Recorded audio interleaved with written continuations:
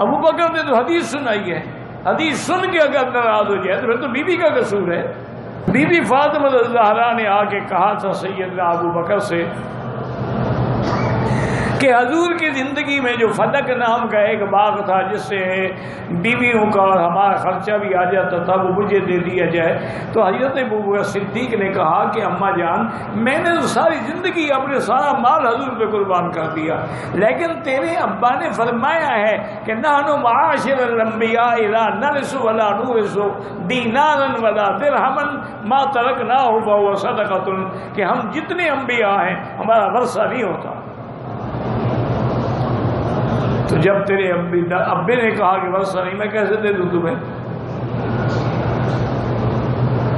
بخاری شریف میں ایک روایت آ جاتی ہے فساقطت، اور ایک روایت میں یہ بھی لفظ آ جاتے ہیں فلم تتکلم حتی ماتت، کہ بی بی نے بات نہ کی ابو بکر سے موت تک۔ وہ کہتے ہیں دیکھو جی بی بی کو ناراض کیا نا جی، اللہ ہدایت دے، پہلی حدیث سمجھتے نہیں۔ حدیث ہے کہ من اغضبها، جو بی بی کو ناراض کرے، یہ نہیں کہ جس میں بیوی ناراض ہو جائے۔ ابو بکر نے تو حدیث سنائی ہے، حدیث سن کے اگر ناراض ہو جائے تو پھر تو بیوی کا قصور ہے، ابو بکر کا کیا قصور ہے؟ ہاں تو بیوی سب ناراض تو ہوئی نا جب ابو بکر نے انکار کیا، لیکن بیوی ناراض ہوئی نا، ابو بکر نے تو ناراض نہیں کیا۔ من اغضبها فقد اغضبنی، کچھ بات کو سمجھو، جو بیوی کو ناراض کرے اس نے مجھے ناراض کیا۔ من آذاہا فقد آذانی، جو ایذا پہنچائے مجھے ایذا پہنچائے۔ تو ابو بکر نے تو ناراض نہیں کیا نا، بیوی ناراض ہو جائے غلطی سے تو ابو بکر کے کیا قصور ہے؟ ابو بکر تو حضور کی حدیث پڑھ رہے ہیں۔ اور یہ بھی لوگوں نے قصے بنا رکھے ہیں کہ ناراض تھی جب بی بی سمیہ بالکل آخری وقت میں تھی نا، تو حضرت ابو بکر آئے دعا کرنے کے لیے، تو حضرت علی نے پردہ کروایا اور حضرت نے دعا بھی کی، اور اس وقت بھی کہا کہ اماں جان، میں نے تو تیرے ابے کی حدیث سنائی تھی، آپ ناراض ہیں؟ فرضیت فضحکت، بی بی راضی ہوئی اور ہنس پڑی، کہا کہ نہیں میں ناراض نہیں، وہ وقتی غصہ تھا۔ تو وہ حدیثیں ان کو نظر نہیں آتی، غاضبت والی آتی ہیں، رضیت والی نہیں آتی، ضحکت والی نہیں آتی۔ اور اسی طرح جب جنازہ تیار ہو گیا، قاعدہ یہ ہے کہ اگر وارثوں میں کوئی عالم موجود ہو تو وہ جنازہ پڑھائے۔ مثلاً ایک آدمی مر گیا، بیٹا عالم ہے تو بیٹا جنازہ پڑھائے۔ تو اب جب سیدہ فاطمہ الزہرا کا جنازہ تیار ہو گیا تو حضرت ابو بکر نے فرمایا کہ علی آپ جنازہ پڑھائیں جب آپ موجود ہیں اور اتنا بڑے علم والے ہیں۔ حضرت نے کہا لا واللہ ہے، انہوں نے کہا ابو بکر خدا کی قسم میں نہیں پڑھاؤں گا، آپ پڑھائیں گے بی بی فاطمہ کا جنازہ۔ حضور نے اپنے مصلی پہ تمہیں کھڑا کیا تھا، مجھے نہیں کھڑا کیا تھا۔ تو اگر ناراض ہوتے تو ابو بکر کو آگے کرتے۔ رسول کے جانے کے بعد امت میں اور اہل بیت میں ایک جھگڑا ہوا، اور اس جھگڑے کی وجہ تھی ایک جائیداد، ایک جاگیر۔ اس جاگیر کو اہل بیت کو اس جگہ کی ضرورت نہیں تھی، لیکن نبی کی بیٹی نے اس انداز سے جنگ لڑی ہے کہ رسول کی بیٹی نے اسلام کے لبادے میں چھپے ہوئے منافقوں کو ظاہر کر دیا۔ اب ہمارے بچے اکثر اس چیز سے بے خبر ہیں کہ یہ ایک باغ تھا جو رسول کی بیٹی لینے کے لیے گئی۔ میں پہلے وضاحت کروں، اسے فدق بھی بولتے ہیں، فتق بھی بولتے ہیں۔ دو طریقے سے اس لفظ کو بولا جا سکتا ہے۔ اگر آپ عربی اعتبار سے بولیں گے تو اسے فدق بولیں گے، اردو اعتبار سے بولیں گے تو اسے فدق بولیں گے۔ یہ فدق ایک باغ نہیں، اس کے اندر 7 باغات تھے۔ یہ ایک جگیر تھی، اس کے اندر 7 باغات تھے جس کے نام تاریخوں میں موجود ہیں۔ 40 لاکھ دینار سالانہ آمدنی آتی تھی رسول کو اس جگیر سے۔ اب اگلا سوال یہ کہ یہ جگیر رسول کو ملی کہاں سے؟ میں نے پہلے کہا ہے کہ میں بالکل اس مقدمے کی آپ کے سامنے بیک گراؤنڈ پڑھنے لگا ہوں، پس منظر پڑھوں گا تو پھر میں اس مقدمے میں بحث کر سکوں گا، کیونکہ اب پرانے کیس کھلنے شروع ہو گئے ہیں، پرانے مقدمے عدالتوں کی ٹیبل پہ پڑے ہوئے ہیں، اور یہ مقدمہ بھی کھلے گا جب زہرا کا بیٹا آئے گا، اس مقدمے کا فیصلہ ہوگا۔ اب 40 لاکھ دینار سالانہ آمدن آتی تھی، یہ جگیر رسول کو، توجہ ہے، یہ جگیر رسول کو ملی کہاں سے؟ یہ خیبر کے یہودیوں کی ملکیت تھی۔ پھر توجہ، یہ جگیر فتق خیبر کے یہودیوں کی ملکیت تھی۔ جب رسول نے علی کے ذریعے سے خیبر کو فتح کیا، قلعہ کموس پہ اسلام کا پرچم سر بلند کیا، مجھے اس ممبر کی عزت قسم میں باوضو ہوں، 2 سال کی محنت ہے اس 1 گھنٹے کے مضمون پہ۔ رسول نے جب قلعہ کموس پہ اسلام کے پرچم کو بلند کیا تو خیبر کے یہودیوں نے اپنی شکست کا بدلہ لینے کے لیے جب بھی اس جگیر سے کوئی تجارت کے قافلے گزرتے، یہ ان قافلوں کو روٹ مسلمانوں کو علیحدہ کرتے، پہچان کے مسلمانوں کو قتل کرتے۔ قافلے لوٹ کے قتل کرنا کافروں کی پرانی عادت ہے، قافلے روک کے پہچان کر کر کے مارنا، یہ خیبر کے کافروں سے چلا۔ یہ ان میں سے اس تجارت کے قافلے میں سے مسلمانوں کو نکالتے، جو جو مسلمان ہوتا اسے قتل کر دیتے۔ خبر مدینے پہنچتی گئی کہ خیبر کے یہودی اس شکست کا بدلہ لینے کے لیے وہاں پر مسلمانوں کو قتل عام کر رہے۔ دوسری بار خیبر میں رسول نے پھر علی کو بھیجا۔ مولا علی خیبر میں 1 بار نہیں، علی 2 بار آئے۔ جب دوسری بار مولا علی آئے تو مولا علی نے خیبر میں پہنچتے ہی یہودیوں کے عمائدین کو، عمرہ کو، ان کے علماء کو اکٹھا کیا۔ اکٹھا کر کے مولا علی نے خطبہ دیا۔ علی فرمایا دیکھو، اگر تو تم مرہب کے قتل کا بدلہ مسلمانوں کے قتل سے لے رہے ہو، میں علی آج تمہارے سامنے اس لیے آیا ہوں کہ مرہب کو مارا ہے میں نے، اگر بدلہ لینا ہے تو مجھ سے لو۔ اگر تم جنگ کرنا چاہتے ہو تو یہ سوچ کے آنا کہ ہاتھ بھی وہی ہے، تلوار بھی وہی ہے، میں علی تم سے لڑنے کے لیے تیار ہوں۔ لیکن دیکھو، آج میں مجاہد بن کے نہیں، مبلغ بن کے آیا ہوں۔ آج میں تمہیں تبلیغ اسلام کے لیے آیا ہوں کہ اب بھی مان جاؤ کہ مدینے والا رسول سچا ہے۔ اگر نہیں، اگر جنگ کرنا چاہتے ہو تو میں جنگ کرتا ہوں۔ انہوں نے مولا علی سے تھوڑا ہی وقت مانگا کہ ہمیں سوچنے کا وقت دیا جائے۔ انہوں نے اس مہلت میں سوچنے کے بعد علی سے کہا کہ اے علی، جو ہو چکا اس کی ہم معافی چاہتے ہیں، آئندہ اس علاقے میں مسلمانوں کا قتل نہیں ہوگا، لیکن جو ہم نے قتل کر چکا، جو ہم خون بہا چکے، ہم اس کی معافی کے ساتھ اس کا جزیہ دینا چاہتے ہیں۔ ہمارے جتنے، یہ تمہید میں آپ کے سامنے پڑھ رہا ہوں، میں ابھی مقدمہ آپ کے سامنے بی بی کا پڑھوں گا، ہمارے جتنے سکنی مکانات جن میں ہم رہتے ہیں، اس کے علاوہ ہماری فتق میں جتنی بھی جگیر ہے، یہ ہم مسلمانوں کے رسول کو دیتے ہیں، مسلمانوں کو نہیں، مسلمانوں کے رسول کو دیتے ہیں۔ مولا نے ان سے ایک معاہدہ لکھوایا، انہوں نے ایک معاہدہ لکھا، اپنے دستخط کیے، مولا امیر نے اپنے دستخط کیے، علی وہ معاہدہ لے کے مدینے پہنچے، رسول کا کے سلام کیا۔ سلام کرنے کے بعد علی نے کہا کہ یا رسول اللہ مبارک ہو، معافی بھی مانگی ہے، جگیر بھی تمہیں لکھ کے دے دی ہے۔ یہ میں نے آپ کے سامنے بڑے مختصر سے لمحات میں اس جگیر کا پس منظر پڑھا۔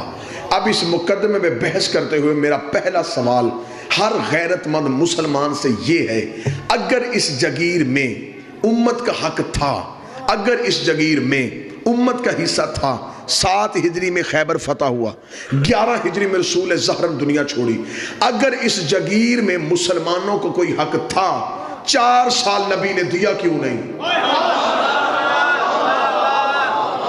اگر اس جگیر میں مسلمانوں کا حصہ تھا تو 4 سال مسلسل اس جگیر کی آمدن رسول کو ملتی رہی، رسول نے اس میں سے امت کو حق کیوں نہیں دیا؟ اگر آپ نہیں سمجھ سکے تو یہ نبی وہ ہے کہ بحرین سے مال خراج آیا، اہل سنت کتابوں میں لکھا جب بحرین سے مال خراج آیا صحابہ نے اونٹ مسجد نبوی کے باہر کھڑے کیے، رسول سے کہا یا رسول اللہ بحرین سے مال خراج آیا، رسول کا چراغ روشن کرو اور مجھے وہ فرشتے دو جس میں بیواؤں مستحقین اور یتیموں کے نام ہیں۔ چراغ روشن کیا گیا، رسول نے صحابہ سے کہا وہ بوری اٹھا اس بیوہ کے گھر چھوڑ کیا، وہ بوری اٹھا اس غریب کے گھر چھوڑ کیا، وہ بوری اٹھا اس یتیم کے گھر چھوڑ کیا۔ صحابہ نے کہا یا رسول اللہ رات آدھی ہو چکی ہے، سنی کتاب میں لکھا ہے صحابہ نے کہا یا رسول اللہ رات آدھی ہو چکی، اگر آپ حکم فرمائیں صبح اذان کے بعد نماز کے بعد جب سورج طلوع ہو جائے گا آپ جہاں چاہیں گے ہم پہنچا دیں گے۔ رسول نے کہا تم میں سے کوئی ایک صحابی بھی ایسا ہے جو اس بات کی ضمانت دے کہ کل تک محمد زندہ رہے گا، کل تک محمد زندہ رہے گا؟ انہیں ہاتھ جوڑ کے یا رسول اللہ آپ نے خود ہی تو کہا ہے کہ ایک لقمہ کھاؤ تو اتنا بھی یقین نہ کرو یہ حلق سے نیچے اترے گا بھی نہیں اترے گا۔ رسول نے کہا تم میری ایک رات کی ضمانت نہیں دیتے، میں اتنے غریبوں کا حق اپنی گردن پہ رکھ کے کیسے سو سکتا ہوں؟ تم میری ایک رات کی ضمانت نہیں دیتے۔ اب میرا پہلا سوال ہے جو نبی کسی غریب کا حق ایک رات نہیں رکھتا تھا اس نے فدق 4 سال اپنے پاس کیسے؟ جس نے کسی غریب کا حق ایک رات نہیں رکھا 4 سال مسلسل، یہ جگیر رسول کے پاس ہے۔ توجہ ہے میری بات کی؟ رسول اس جگیر سے جو آمدن آتی رکھتے نہیں تھے، بیت المال میں مسلمانوں کو، غربا کو، یتیموں کو، مسافرین کو ان کے حصے بانٹ دیے جاتے۔ خدا نے فوراً قرآن کی آیت بھیج دی، میرا حبیب اپنی ایک قریبی عورت کو اس کا حق دے۔ میں ویڈیو کیمرے کی موجودگی میں تفسیر در منصور، تفسیر کبیر، تفسیر روح المعانی تینوں تفاسیر اہل سنت کی ہیں۔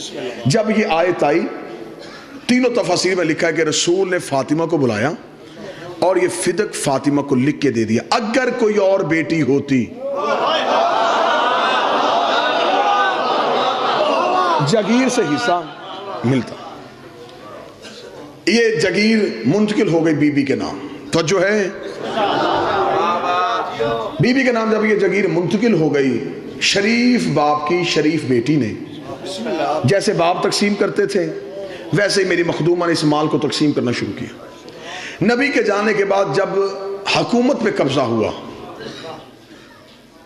منبر علی کے پاس تھا، قبضہ حکومت پہ ہوا تھا، جب تخت پہ قبضہ ہوا اب یہ بیٹھ تو گئے، بیٹھ کے اب بادشاہ یا حاکم بننا اتنا آسان کام نہیں تھا، حکومت چلانا ایک اہم ذمہ داری تھی، صرف تخت پہ بیٹھنا ہی کام نہیں تھا، وہاں بیٹھ کے فوجیوں کی تنخواہیں، لشکروں کے خرچے، بیت المال میں خزانہ ہونا چاہیے، آپ نے جن کے وظائف مقرر کیے ہیں ان کو وظیفے ملنے چاہیے، یہ سارا کچھ کرنا اس دور کے حاکم کی ذمہ داری تھی۔ اب یہ بیٹھ تو گئے لیکن یہ سارا سسٹم چلانا ان کے لیے مشکل ہو گیا۔ انہوں نے کہا یہ سارا سسٹم ہم کیسے چلائیں گے، ہم یہ تنخواہیں کہاں سے دیں گے، ہم یہ وظائف کہاں سے دیں گے، دوسرے ملکوں سے سفیر آتے ہیں، ان کی رہائش کے بندوبست کرنے ہوتے ہیں، دوسرے ملکوں میں تبلیغ اسلام کے لیے اپنے وفد بھیجنے پڑتے ہیں، یہ سارا سلسلہ کہاں سے چلے گا؟ اب ذاتی لینڈ لارڈ تو تھے نہیں کہ گھر سے لا کے دین پہ خرچ کرتے۔ اب انہوں نے سوچا کہ کریں کیا، مشورہ یہ طے پایا کہ پہلے یہ دیکھیں کہ رسول یہ خرچہ کہاں سے کرتے تھے، یہ سارے سلسلے رسول کہاں سے چلاتے تھے۔ تو قریب بیٹھنے والوں نے یہ مخبری کی کہ رسول کی ایک جگیر ہے خیبر میں، یہودیوں کی وہ جگیر تھی جو انہوں نے رسول کو دے دی تھی، وہاں سے 40 لاکھ دینار آتے ہیں، وہاں پر کھجوروں کے باغ بھی تھے، 7 باغات تھے وہاں کھجوروں کے، اور اس دور میں سب سے بڑا بزنس کھجوروں کے باغ کا ہوتا تھا، یعنی کہ یہ عرب میں ایسا کاروبار تھا جس کی ہاں نقصان کا کوئی خطرہ نہیں تھا۔ ٹھیک ہے جی، انہوں نے فوراً اپنے عامل، اپنے سپاہی وہاں پہ بھیجے، وہاں پر بھیج کے انہوں نے بی بی کے عاملوں کو وہاں سے اٹھا دیا اور اس جگیر پہ قبضہ کر لیا۔ علامہ صاحب یہ مدینے خیبر میں تھے؟ جی خیبر میں، جو آج بھی وہ باغ کی، کیونکہ اب انہوں نے زیارت وہ بند کر دی ہے، اب وہاں جانے سعودی عرب کی گورنمنٹ نہیں دیتی، یہ مدینے سے آپ تھوڑا باہر نکلیں گے تو اس وقت 65 یا 70 کلومیٹر کے فاصلے پہ یہ جگیر ہے۔ اب جب بی بی کے عامل واپس آ گئے تو بی بی کے عاملوں نے واپس آ کے کہا کہ بی بی انہوں نے ہمیں وہاں سے اٹھا دیا، حکومت نے قبضہ کر لیا۔ اب یہ دیکھیں، اب میں پڑھنے لگا ہوں بی بی کا مقدمہ۔ سادات سے اجازت لے کے میں مخدومہ کا حق پڑھنے لگا ہوں۔ جب آ کے عاملوں نے اطلاع دی، جناب فضہ روایت کرتی ہیں کہ اس دن بی بی مکنا اوڑھ رہی تھی، چادر اوڑھ رہی تھی، اور اپنے منہ میں بی زبان سے آہستہ دھیمے لہجے میں کہہ رہی تھی، ہوشیار ہو جا، اب تیرے مقابلے پہ بطول آ رہی ہے۔ اور میں انتہائی ذمہ داری کے ساتھ ایک ایک لفظ ادا کر رہا ہوں۔ میں نے کہا 2 سال کی محنت ہے اس مضمون پہ، ایک ایک لفظ کی ذمہ داری ہے۔ جس دن بی بی دربار میں گئی ہیں حق لینے کے لیے، اس دن بی بی کے 2 دروازے تھے مسجد میں۔ ایک وہ جو گھر کے اندر سے مسجد میں کھلتا تھا، جو رسول نے سارے صحابہ کے بند کروائے تھے لیکن علی کا بند نہیں کروایا تھا، یہ وہ دروازہ۔ ایک دروازہ وہ ہے جو مرکزی گیٹ ہے مسجد کا۔ جس دن بی بی دربار میں آئی ہیں، اس دن بی بی حجرے والے دروازے سے نہیں آئیں، جبکہ ہمیشہ بی بی رسول کے دور میں بھی جب بھی مسجد میں آتی تھی تو حجرے والے دروازے سے آتی تھی۔ آج بی بی حجرے والے دروازے سے نہیں، آج مرکزی دروازے سے آئیں۔ حجرے والے دروازے سے میری مخدومہ اس لیے نہیں آئی کہ اگر حجرے والے دروازے سے آتی، کل کوئی مسلمان یہ کہہ سکتا تھا کہ ہمیں تو پتہ ہی نہیں زہرا کب دربار میں آئی اور کب دربار سے چلی گئی۔ اس دن بی بی آئی ہے مرکزی دروازے سے، پہنچ گئی رسول کی بیٹی دربار میں، حاکم بیٹھا تھا تخت میں۔ میرا پہلا سوال ہے ہر غیرت مند مسلمان سے، آج بھی شرعی عدالت میں چلے جاؤ، پاکستان کی سپریم کورٹ میں، شرعی عدالتوں میں جا کے آج بھی قوانین شرعیہ اٹھا کے دیکھو، آج بھی پاکستان کے قانون کے مطابق اگر فیصلہ کیا جائے زہرا پھر بھی جیت رہی ہے۔ آج پاکستان کے قوانین شرعیہ کے مطابق فیصلہ کیا جائے، میں سمجھا کے بات کروں گا، میں نے پہلے کہا تھا داد نہیں دینی، صرف سوچنا ہے اور توجہ فرمانی ہے۔ قوانین شرعی میں لکھا ہوا ہے کہ اگر کسی جگیر پہ قبضہ کرنے کے لیے مسلمان مجاہدین کا خون اور پسینہ بہے اور وہ جگیر مسلمان لے لیں، اس جگیر میں ہوتے ہیں 5 حصے، 4 ہوتے ہیں ان مجاہدین کے جنہوں نے جنگ کی، 5واں ہوتا ہے رسول کا۔ لیکن اگر کسی جگیر پہ قبضہ کرنے کے لیے نہ کسی کا خون بہاؤ نہ پسینہ، وہ صرف اسلام کو اسلام کے روب کی وجہ سے مل جائے، اسے کہتے ہیں مال فی، اس میں امت کا حق نہیں ہوتا، وہ صرف رسول کا حق ہوتا۔ اب اگر اس جگیر پہ کسی نے گھوڑا دوڑایا ہے پھر اس میں امت کا حق۔ دوسرا سوال، آج بھی پاکستان کی عدالتیں اس بات کی تائید فرمائیں گی، سب سے بڑا بدنما دھبا جو آج تک اسلام کے چہرے پہ ہے، جسے کوئی بھی مورخ نہیں مٹا سکا، کتنا بڑا ظلم ہوا تاریخ اسلام پہ، جس کے خلاف مقدمہ تھا وہی جج تھا۔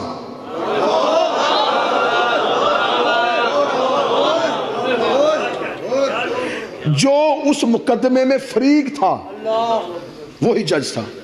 شریعت محمد کے مطابق حاکم وہ مقدمہ سننے کا اہل ہی نہیں تھا۔ شریعت کے مطابق یہ مقدمہ جانا تھا قاضی کے پاس، اس مقدمے کو قاضی نے سننا تھا۔ شریعت میں حاکم کے ساتھ ایک قاضی مقرر ہوتا ہے، اگر آپ سٹیٹ کے خلاف آئیں گے، اگر آپ حکومت کے خلاف آئیں گے، وہ مقدمہ حکومت نہیں، اسلام کہتا ہے کہ وہ مقدمہ قاضی سنے گا، قاضی کا چناؤ ہے۔ توجہ ہے میری بات کی جانب؟ اس لیے اسلام میں ہے قاضی کا چناؤ، اور آج بھی پاکستان کی عدالتوں میں یہ نظام موجود ہے۔ آپ نے پچھلے دنوں دیکھا افتخار چودھری کے بیٹے کو عدالت میں لایا گیا، اس نے بینچ چھوڑ دیا، اس نے کہا کیونکہ میرا بیٹا مجرم ہے لہٰذا میں یہ مقدمہ سنوں گا نہ، میں سن سکتا ہوں۔ تاریخ اسلام میں سب سے بڑا ظلم یہ ہوا، جس کے خلاف بھی مقدمہ لے کے آئی تھی وہی منصف تھا۔ یہ ہے تاریخ اسلام کا ایک بدنما دبا۔ آ گئی بی بی آگے دربار میں کھڑی ہوئی، مصائب نہیں، فضائل سننا مخدومہ کا۔ جنگ جیت کے آئی ہے رسول کی بیٹی، چادر کی دھار سے دشمن کو قتل کر کے آئی۔ بی بی دربار میں پہنچی، بی بی نے دربار میں پہنچ کے سب سے پہلا سوال حاکم سے کیا۔ بی بی نے دربار میں پہنچ گئی، حاکم سے کہا کہ تو نے میری جگیر پہ قبضہ کیوں کیا؟ یہ مکالمہ ہے، میں نے پہلے کہا میں ویڈیو کیمرے کی موجودگی میں ہوں، میں اپنے ایک ایک حرف کو ثابت کروں گا۔ بی بی نے کہا تو نے میری جگیر پہ قبضہ کیوں کیا؟ حاکم نے فوراً بی بی کو جواب دیا کہ ہمارے پاس ایک حدیث تھی، جس حدیث کو نص بنا کے ہم نے اس جگیر پہ قبضہ کیا۔ بی بی نے کہا تیرے پاس کیا حدیث تھی؟ اس نے کہا تیرے بابے کی حدیث ہے کہ ہم گروہ انبیاء لا نورث ولا نورث، ہم نہ وارث بنتے ہیں نہ وارث بناتے ہیں۔ یہ انبیاء جو ہوتے ہیں نہ یہ کسی کے وارث ہوتے ہیں نہ یہ کسی کو وارث بنا کے جاتے ہیں۔ اس نے منبر سے حدیث پڑھی، بولی رسول کی بیٹی۔ اب امتی چپ رہنا، سید میرے ساتھ بولنا۔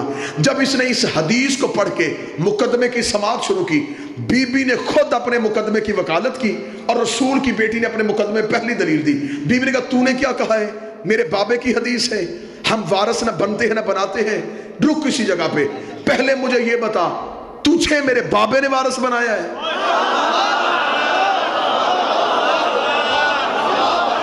پہلے تو مجھے یہ بتا کہ تو جو وارث بنا ہے کیا تجھے میرے بابے نے بنایا ہے؟ اگر تجھے میرے بابے نے نامزد کیا ہے تو پھر تو خود ہی اپنی نس سے مکر گیا۔ تو نے ابھی کہا ہے کہ وہ کسی کو وارث نہیں بناتے۔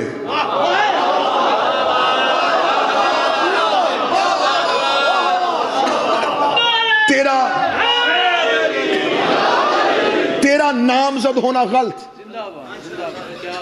حاکم چپ ہوا۔ حاکم نے کہا مخدومہ بنت رسول، تو اپنے مقدمے میں بحث کر، دربار میں اکیلی وکیل۔ مخدومہ نے کہا میں اپنے مقدمے میں بحث کرتی ہوں۔ اس نے کہا تیرے پاس ثبوت؟ بی بی نے کہا میرے پاس ثبوت ہے۔ ثبوت پیش کیا جائے۔ بی بی نے عدالت میں وہی معاہدہ جو یہودیوں نے لکھا تھا، جس میں مولا علی کی بطور گواہ اور رسول کی مہر تھی، اور نیچے لکھا تھا رسول نے کہ یہ جگیر میں اپنی بیٹی فاطمہ کو دیتا ہوں۔ بی بی نے وہ تحریر دربار میں پیش کی۔ انہوں نے تحریر پڑھتے ہی دوسرا سوال سماعت مقدمے کی کرتے حاکم نے کہا کہ اس تحریر پہ کوئی گواہ۔ لو پھر پھنس گیا حاکم، دوسری بڑی غلطی کر گیا حاکم۔ قانون قرآن کے مطابق معصوم سے گواہ مانگنے کی اجازت ہی نہیں ہے۔ میں محنت آپ کے سامنے پڑھ رہا ہوں۔ قرآن کے مطابق معصوم سے گواہ مانگنے کی اجازت نہیں۔ میں قرآن سے نص دیتا ہوں۔ مریم کی قوم نے مریم سے پوچھا بچہ کہاں سے آیا؟ 3 دن کا عیسیٰ بول پڑا۔ قرآن کہتا انی عبداللہ اتانی کتاب وجعلنی نبی، میں اللہ کا بندہ ہوں، کتاب لے کے آیا ہوں، نبی بن کے آیا ہوں۔ قوم نے عیسیٰ سے گواہ نہیں مانگا، معصوم ہے۔ میں ایک حوالہ دوسرا دیتا ہوں، کتاب کا نام حیات الحیوان، لکھی آقا دمیری نے، چھپی جامع الازہر مصر سے۔ مدینے میں ایک شخص جس کا نام اسود تھا، یہ گھوڑا بیچنے کے لیے آ گیا۔ عربی تھا یہ گھوڑا بیچنے کے لیے آ گیا۔ عرب میں گھوڑا ہر انسان کی کمزوری بھی تھی، مجبوری بھی تھی، کیونکہ وہ جانور پالتے تھے، گھوڑے پہ سواری کرتے تھے۔ یہ مسجد نبی والے بازار میں توجہ ہے، گھوڑا کے لے کھڑا۔ رسالت امام مسجد سے باہر نکلے، رسالت امام نے گھوڑے کو دیکھا، رکے۔ اسود یہ گھوڑا بیچے گا؟ بیچوں گا۔ دلیل آپ نے ذہن میں رکھنی ہے کہ معصوم سے گواہ مانگنے کی اجازت نہیں ہے۔ رسول نے کہا یہ گھوڑا بیچے گا؟ اس نے کہا جی بیچوں گا۔ رسول کا کیا لے گا؟ اس نے دینار بتائے۔ رسول نے اس کے ساتھ سودا طے کیا۔ طے کرنے کے بعد رسول نے کہا کہ میرے پاس اس وقت دینار نہیں، دینار پڑے ہیں میرے حجرے میں، سودا تیرا میرا طے پا گیا، وہ جو دینار حجرے میں پڑے وہ تیری ملکیت، اور یہ جو تیرے ہاتھ میں گھوڑا ہے یہ میری ملکیت۔ رسول کو گھوڑے کی ضرورت نہیں ہے،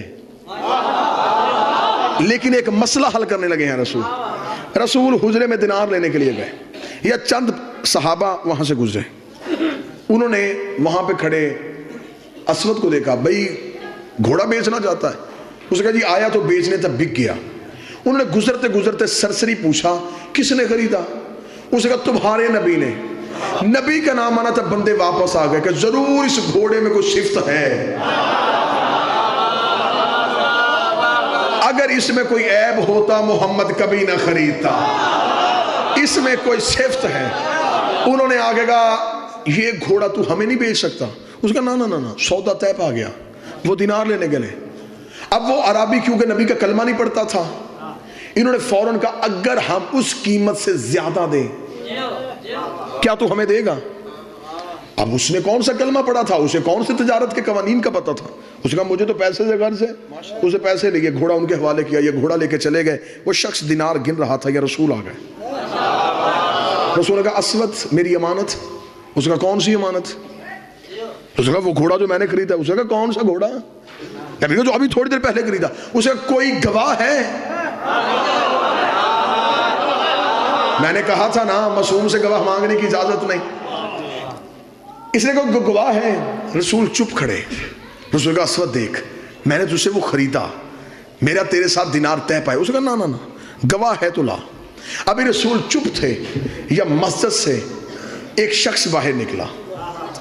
رنگ اس کا کالا تھا, اندر سے بڑا پاک تھا.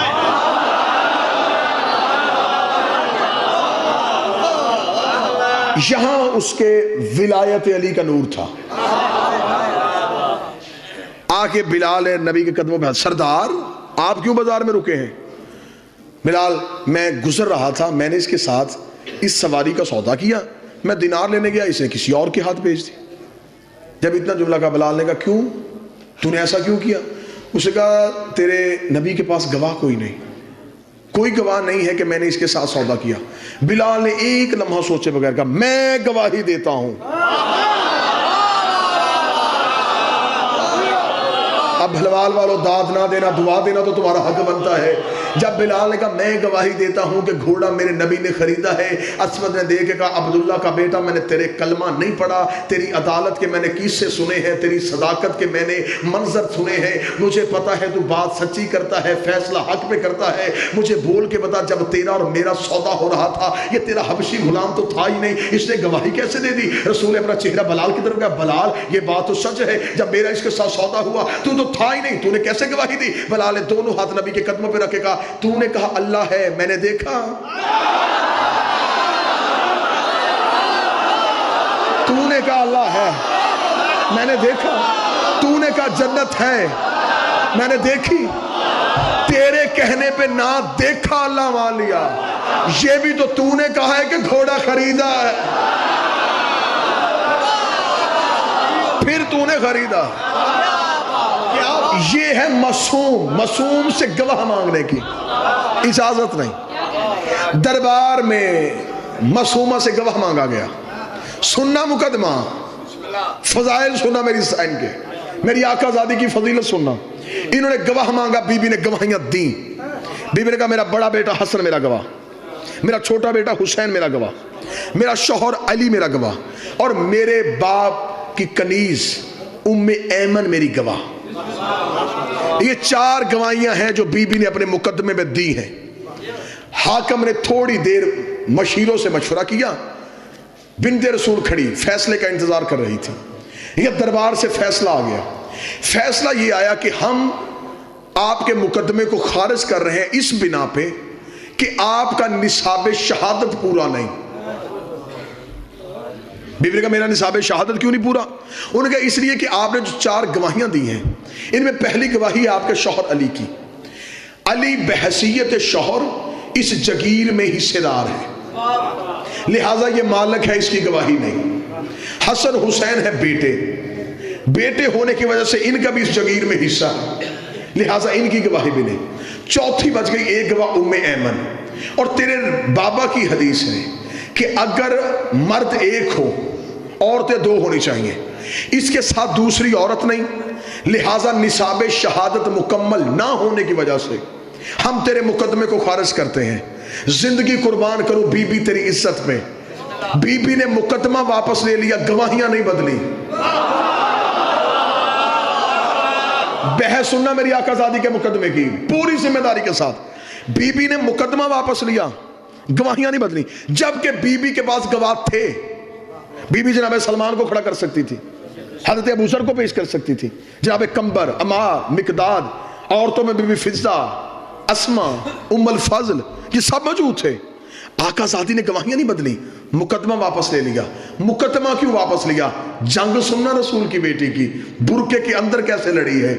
اب شریعت کا مسئلہ ہے, جو کسی مومن کو جھوٹا کہے, مثلا کوئی بندہ کسی سچے مومن کو جھوٹ کی تہمت لگا دے, شریعت کہتی ہے یہ بن گیا ہے فاسق. اس نے مومن کو جھوٹا کہا ہے. اب فاسق کی سزا کیا ہے؟ شریعت سے پوچھو. فاسق کی سزا یہ ہے کہ فاسق نماز پڑھا نہیں سکتا, پڑھ سکتا ہے. فاسق چاند کی شہادت نہیں دے سکتا، فاسق نکاح میں بطور گواہ نہیں بیٹھ سکتا، فاسق طلاق میں بطور گواہ نہیں بیٹھ سکتا، فاسق کسی بھی شرعی عدالت کا قاضی نہیں ہو سکتا۔ یہ ہے فاسق کی سزائیں۔ اگر کوئی کسی مومن کو جھوٹا کہے وہ بنتا ہے فاسق۔ قرآن ممبر پہ لے آؤ، میں زہرا کی وکالت گھڑے میں منہ دے کے نہیں، لاؤڈ سپیکر پہ کر رہا ہوں، یہاں جان تلی پہ رکھ کے، اور اس سانس پہ لعنت کرتا ہوں جس سانس میں 14 کی وکالت نہ ہو۔ جو کسی مومن کو جھوٹا کہے وہ فاسق بنتا ہے، اور جو معاذ اللہ ثم معاذ اللہ قرآن کو جھوٹا کہے شریعت کے مطابق وہ فاسق نہیں، وہ بنتا ہے کافر۔ اور کافر کی سزا یہ ہے، کافر نہ پڑھ سکتا ہے نہ پڑھا سکتا ہے، فاسق کی سزا یہ ہے پڑھ سکتا ہے، کافر کچھ بھی نہیں کر سکتا، کافر دائرہ اسلام سے خارج ہو جاتا ہے۔ نبی کی بیٹی نے مقدمہ واپس لیا، گواہیاں نہیں بدلی، رسول کی بیٹی نے کہا میں نے گواہیاں نہیں بدلی، تو یہ فیصلہ کر اور طریق کا حصہ بنا تاکہ میں چہرے سے نقاب اتاروں۔ تو نے علی کی گواہی کو جھٹلایا، علی ہے قرآن، رسول کا القرآن مع علی و علی مال قرآن۔ تو نے حسن کو جھٹلایا، حسن قرآن ہے، تو نے حسین کو جھٹلایا، حسین قرآن ہے۔ بی بی نے کہا میں تجھے دربار میں فاسق نہیں کرنے آئی، کافر کرنے آئی۔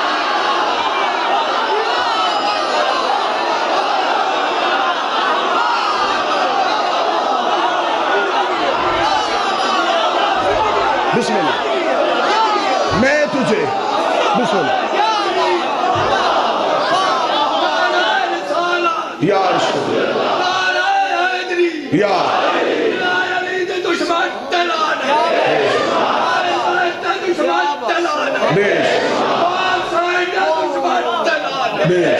بسم اللہ، میں تجھے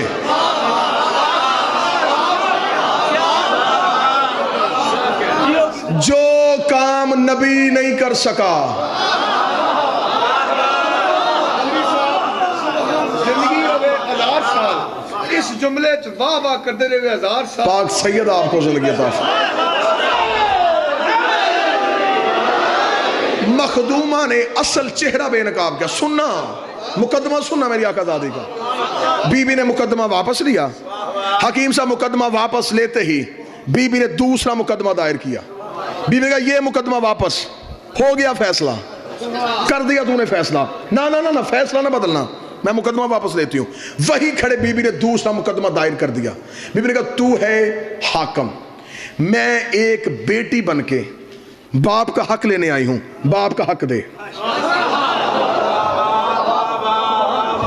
حکومتیں پریشان ہو گئی، دربار میں لڑ رہی ہے محمد کی بیٹی، برقعے کے اندر لڑ رہی ہے رسول کی بیٹی۔ رسول کی بیٹی نے کہا حق دے، اس نے کہا توجہ، اس نے کہا حق میں نے تجھے کہا نہیں، میرے پاس حدیث ہے۔ چند قدم چلی، آگے چل کے کھڑی ہوئی، بی بی نے کہا اب بول کیا کہا تو نے؟ اس نے کہا میرے پاس حدیث ہے۔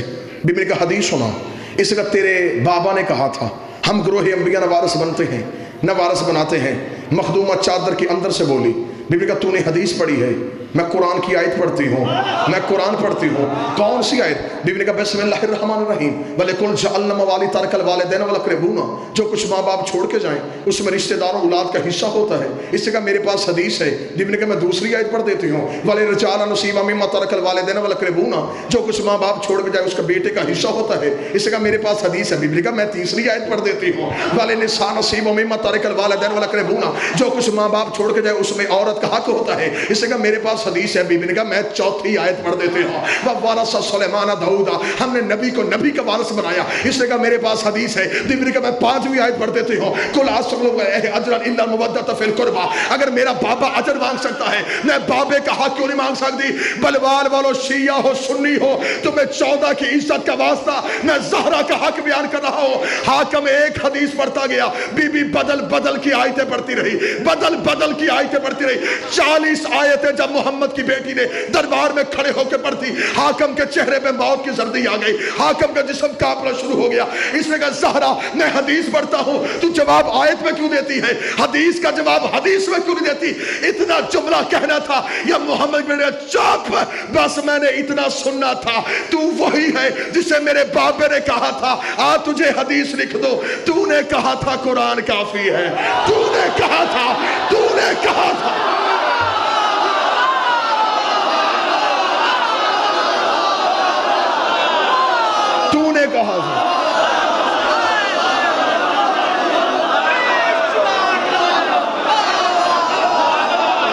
کہا تھا